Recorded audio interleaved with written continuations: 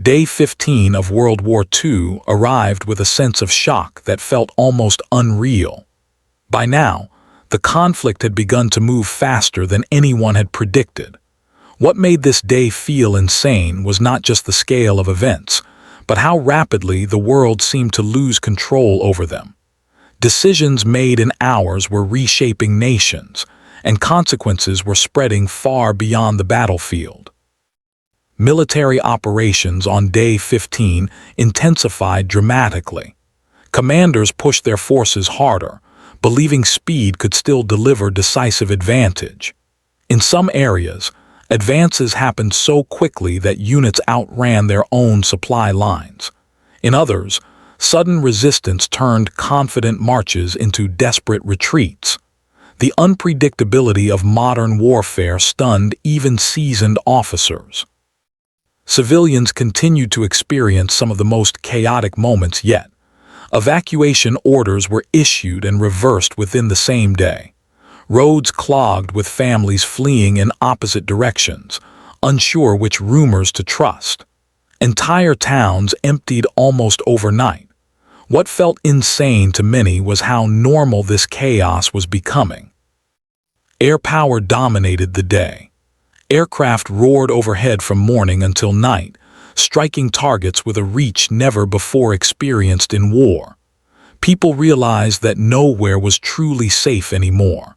The sky itself had become a weapon, and that realization terrified cities far from the front lines. Soldiers on the ground faced moments that defied belief. Units became separated, orders conflicted, and confusion spread faster than clarity. Some soldiers fought without knowing who controlled the ground behind them. Others advanced into areas that had already changed hands multiple times in a single day. The battlefield felt alive, shifting by the hour. At sea, events were just as intense. Naval commanders reported encounters that changed long-held assumptions about control of the oceans. Ships vanished without warning. Convoys altered routes repeatedly, unsure where danger waited. The idea that water could provide safety was rapidly collapsing. Politically, Day 15 pushed leaders into extreme measures. Emergency powers expanded again. Decisions that would once have taken months were made in minutes. What shocked many observers was how quickly democratic norms bent under pressure. Survival took priority over principle. Economically, the insanity of total war became clear. Entire industries were redirected in a matter of days. Civilian production collapsed as weapons, vehicles, and supplies took precedence. People felt the effects immediately: empty shelves, longer work hours, and the sudden disappearance of everyday comforts. Morally, the day carried a heavy weight. Reports from occupied regions described harsh new rules, forced compliance, and punishment for even small acts of resistance. The line between soldier and civilian grew thinner. War was no longer confined to uniforms. It touched everyone. Resistance movements, though still fragile, took astonishing risks. On Day 15, people with no weapons, no training, and no protection chose to act anyway. Small gestures, hiding information, sabotaging supplies, spreading messages, felt insane given the danger, yet they continued. Neutral nations grew increasingly uneasy. Diplomatic communications revealed growing fear that staying out of the conflict was becoming impossible. Economic pressure and strategic geography made neutrality feel like an illusion. The war was pulling everyone closer, whether they wanted it or not. Propaganda reached new intensity. Governments flooded airwaves and newspapers with messages meant to control fear and maintain morale. What shocked many was how quickly narratives replaced facts.